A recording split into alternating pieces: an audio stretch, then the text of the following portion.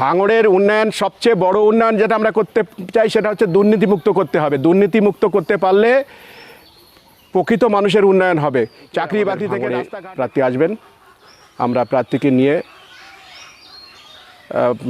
আমাদের ভাঙড় এলাকায় প্রার্থী পরিচিতি এবং প্রার্থী পরিক্রমা করব।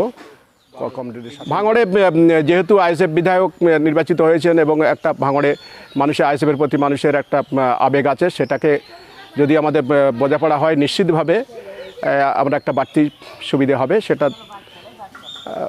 নেতৃত্ব ঠিক করবেন, যেটা হবে সেটাই আমরা মেনে নেব। আপনাদের এই বিরোধী আমাদের সৃজন ভট্টাচার্য যাদবপুর কেন্দ্রের প্রার্থী নির্বাচিত হয়েছে, আমাদের পার্টি নির্বাচন করেছে। প্রার্থী হিসেবে তিনি যোগ্য প্রার্থী, দীর্ঘ আন্দোলন ছাত্র আন্দোলনে তার যথেষ্ট ভূমিকা আছে এবং শিক্ষিত মার্জিত লড়াইয়ের মানসিকতা নিয়ে তিনি লড়াইয়ের ময়দানে তিনি আছেন। ছাত্র আন্দোলনে তৃণমূল বিজেপির বিরুদ্ধে যে মাঠে ময়দানে নবান্ন অভিযান থেকে শুরু করে সমস্ত কর্মসূচিতে তার অগ্রণী ভূমিকা আছে। সেই জন্য প্রার্থী হিসেবে তিনি খুবই ভালো এবং ইতিমধ্যেই আমরা নেমে পড়েছি। গতকালই পরশুদিন ঘোষণা হওয়ার সঙ্গে সঙ্গে গতকালই বামনঘাটাতে বাজার পরিক্রমা করা হয় প্রার্থীকে নিয়ে এবং গতকালও আমাদের লোকসভা কমিটির মিটিংয়ে সেখানে সিদ্ধান্ত হয়েছে, বিভিন্ন কর্মসূচি নেওয়া হয়েছে। ইতিমধ্যে 20 তারিখে আমাদের ভাঙড়ে প্রার্থী আসবেন, আমরা প্রার্থীকে নিয়ে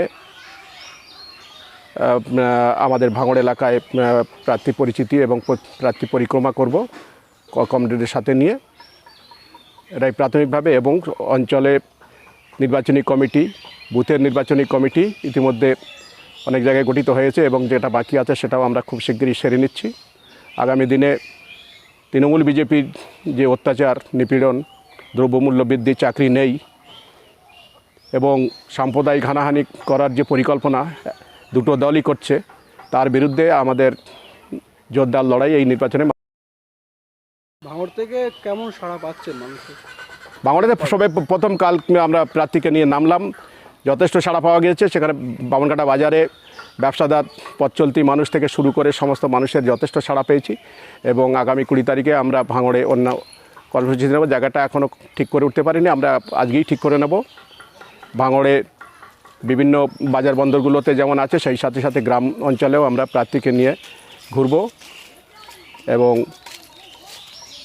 প্রার্থী নিয়ে আমার প্রার্থী পরিস্থিতি প্রাথমিকভাবে সেরে নেব। তারপরে আমাদের সাংগঠনিক যে পার্টি, সাংগঠনিকগতভাবে আমাদের সংগঠনকে শক্তিশালী করার জন্য যে কমিটিগুলোর কথা বললাম, সেগুলো আমরা সমস্ত কমপ্লিট করে নিয়ে তারপরে প্রকাশ্য গণজমায়েতের মাধ্যমে আমরা বৃহত্তর আন্দোলনের পথে যাব এবং সেখানে ভাঙড়ের মানুষ চিরকালই বামপন্থী মনোভাবাপন্ন।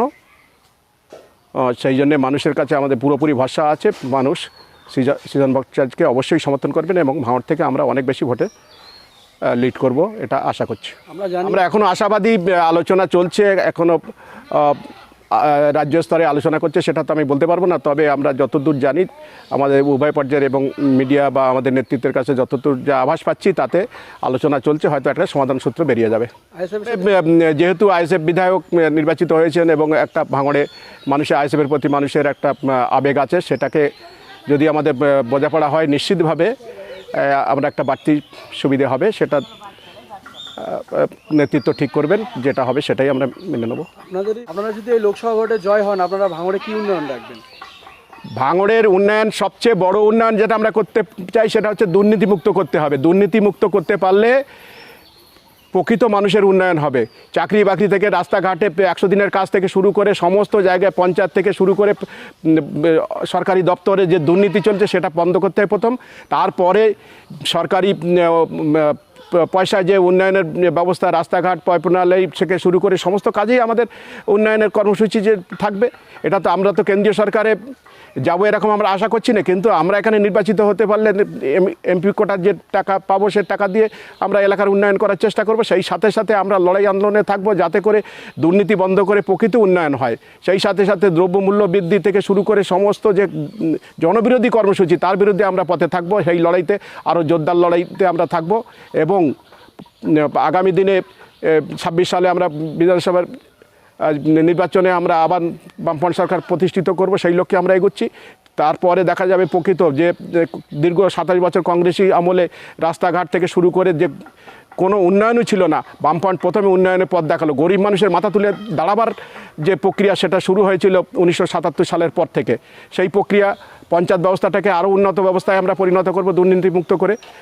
এই ধরনের পরিকল্পনা শিক্ষা স্বাস্থ্য থেকে শুরু করে সমস্ত জায়গায় আমরা আমাদের বামপন্থী নীতি অনুসারে আমরা গরিব মানুষকে সামনে রেখে গরিব মানুষের উদ্দেশ্যেই আমরা কর্মসূচি রূপায়ণ করব। এটাই হচ্ছে আমাদের প্রধান লক্ষ্য, সেই লক্ষ্যে আমরা এগিয়ে যাব।